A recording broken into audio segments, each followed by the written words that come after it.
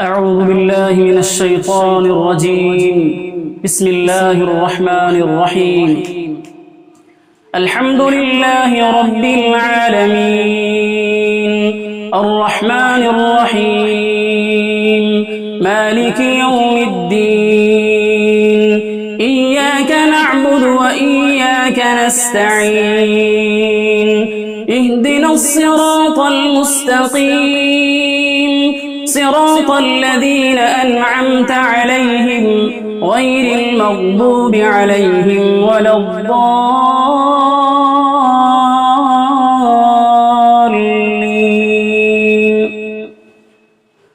أعوذ بالله من الشيطان الرجيم.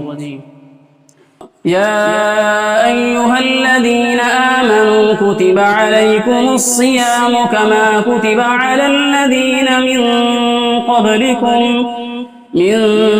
قبلكم لعلكم تتقون أياما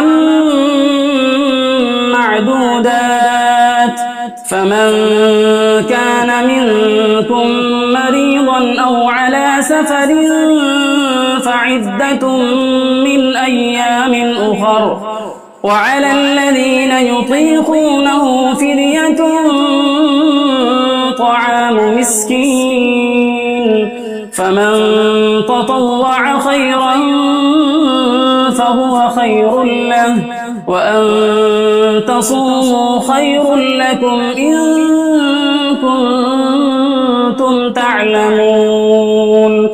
شهر رمضان الذي أنزل فيه القرآن هدى للناس وبينات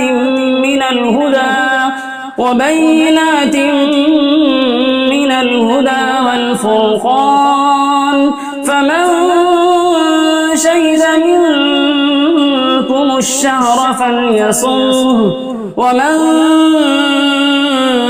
كان مريضا أو على سفر فعدة من أيام أخر يريد الله بكم اليسر ولا يريد بكم العسر ولتكملوا العدة ولتكبروا الله على ما هداكم ولعلكم تشكرون.